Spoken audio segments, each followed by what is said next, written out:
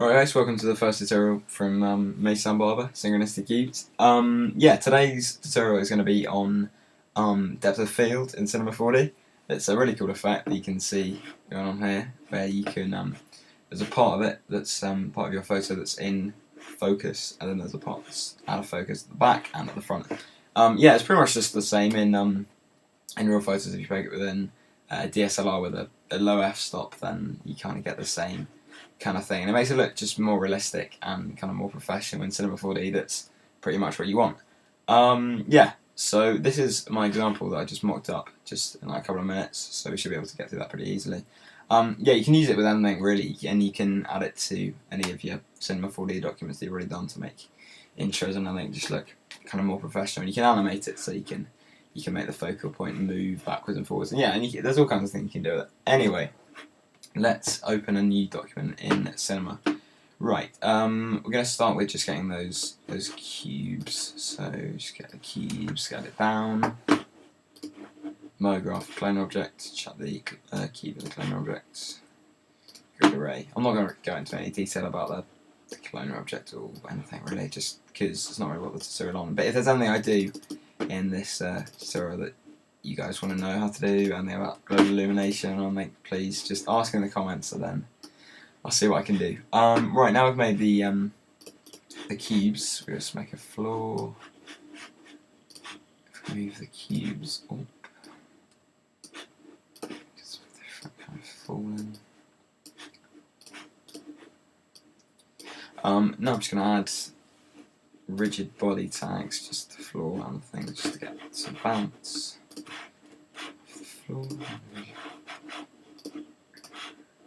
Turn up the friction a bit, just make it nicer, kind of full.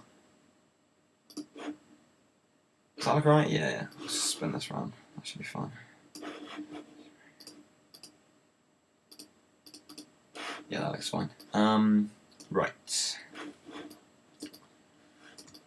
Now, what you need for depth of field is firstly a camera, so that's in the light menu here, and then the camera.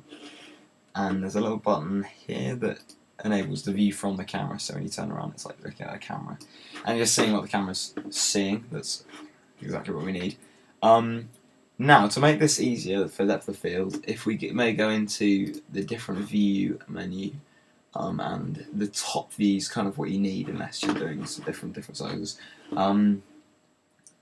Yeah, so what we need to change is in the attributes menu, the camera. Just select the camera here and then go into depth.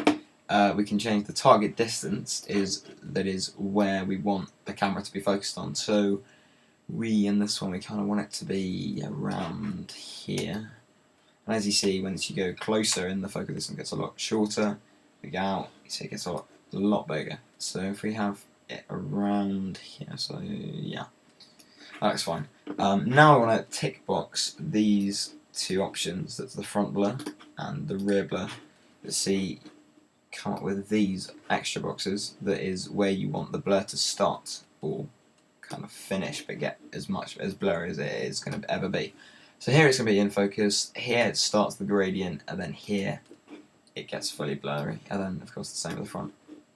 So I'll just move this back a bit. Yeah, that looks about fine. Right, now what we need to do is go into our render settings that I've got here. The render settings is this button here. It'll bring up this little dialog.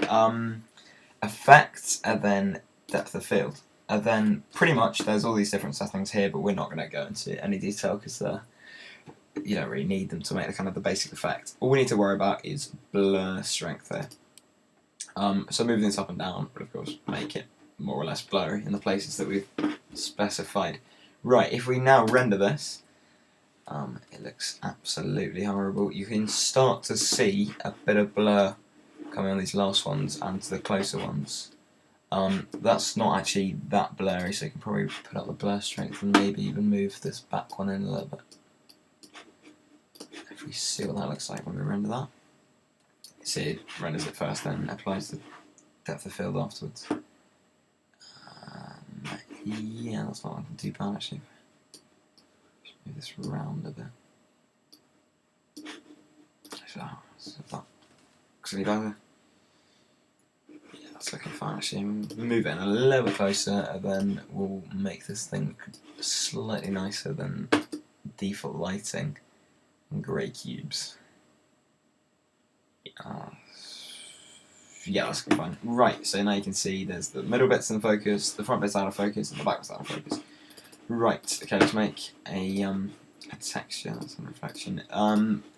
In my little original one, they're all orange, so we're going to try some orange again. Just make them a little bit reflective. About 4%. For now, we can boost up to about 15 or so %. Chuck that on. Now we want to go into global illumination, turn up the camera a little bit, and turn down my iridescence cache because we don't want really long render times. Just going to chuck in a sky. If there's anything here that's confusing you guys or you want to know more about, then please just comment in the please just tell me in the comments, and then I'll make tutorials on whatever you guys really need to know. Right, if we render this now, let's do the iridescence cache, then render. Slowing down the render time. Sorry about this. As you can see, the reflections coming on, bit of shadowing around where it's hitting the floor. And then when it's rendered, it will start to put on the depth of field. It will look a lot nicer now. It doesn't look horrible default lighting. Yeah, you can kind of see that the front bit's out of blurred, and then the back bit's blurred, and the middle bit's not blurred. It's a pretty basic effect, but it definitely does make it look a lot more professional. If we just turn this up a bit, it's not particularly orange. Make it a little bit darker. That should be fine. Yeah, that's pretty much how to use the effect. Pretty much it's just the camera, then you change the settings in depth, and then you put it on the render settings, and that's all you need to remember. Yeah, you can use this effect in literally anything. It just makes it look more professional and more realistic. That's really useful. I'm just going to chuck in a softbox from the Grayscale Gorilla lighting kit. Just makes it look a little bit nicer. Here we go. If we just get this rendered, that will take a lot longer to render because softbox starts adding a lot more detail and shadowing to it. But yeah, you get the kind of gist. There's the in-focus bit and the out-of-focus bit. Yeah, okay, thanks a lot guys for watching. If you like the video, then please subscribe. If you guys want a setup video of my desk and my iMac and stuff, then please comment or like the video, because then I'll kind of get a feeling that you guys want to see my stuff. Yeah, please like this video and subscribe if you want to. And I'll put the finished product in the end of the video. Right, thanks guys, bye.